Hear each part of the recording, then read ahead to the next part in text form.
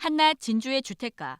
50대 남성 A씨가 손에 흉기를 들고 골목을 두리번거리더니 식당으로 성큼성큼 들어갑니다. 3분여 뒤 또 다른 남성이 식당에 들어가자 A씨가 흉기를 든 채 나오고 이내 경찰에 붙잡힙니다.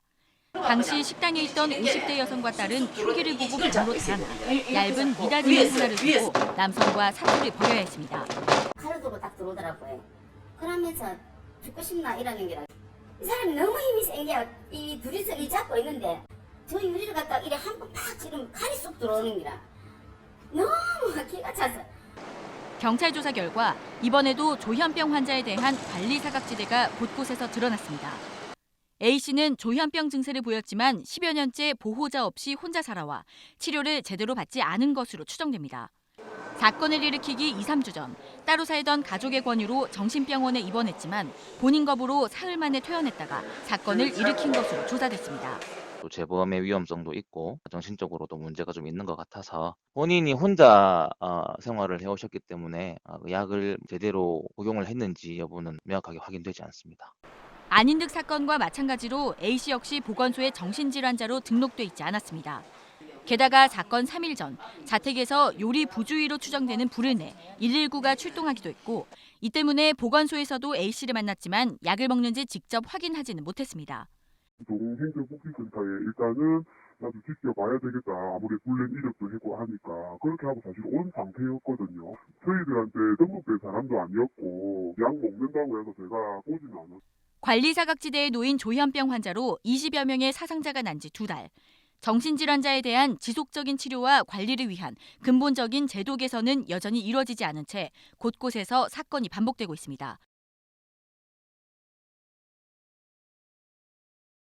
남해군과 경찰, 마을이장 20여 명이 회의에 한창입니다. 정신질환자 등 사회적 약자 관리를 위해 새로 만든 지역 시스템을 공유하는 겁니다. 공동 대응하도록 그렇게 하겠습니다. 특히 진주 안인득 사건 이후 홀로 고립돼 방치된 정신질환자가 없도록 마을이장들이 수시로 확인하고 보건소와 연계해 치료를 독려하기로 했습니다.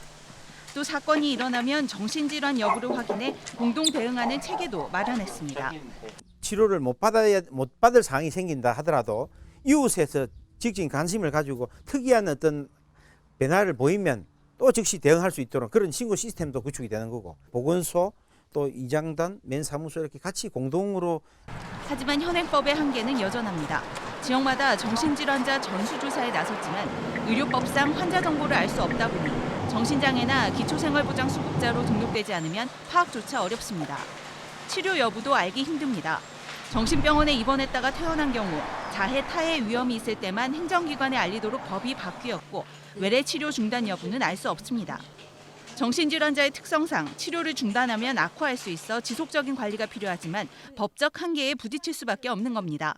미등록되어 있는 관내에 있는 정신질환자들, 그 사람들을 발굴해내고 대상자나 그런 가족들이 저희를 거부하는 경우가 가장 힘든 경우고 현재 바뀐 거는 사실상 없는 상태이고요. 전문가들은 정신질환자에 대해 지속적인 치료를 위한 제도 개선은 물론 이들이 사회에 통합될 수 있도록 정신건강시설을 확충하는 등 근본적인 노력이 필요하다고 제언합니다. 고립되지 않게끔 직업 재활을 한다든가 혼자 지내지 않고 같이 어울려서 살 수 있는 정신재활 시설을 확충해서 퇴원하면서 그들과 곧바로 그런 시설하고 연계시키는, 그러니까 주변에 누군가가 있을 때 그들의 증상을 모니터링하면서 정신질환자 관리 사각지대로 인한 위험이 반복되지 않도록 지역사회가 이들의 치료를 돕고 사회에 어우러지도록 제도를 마련할 때입니다.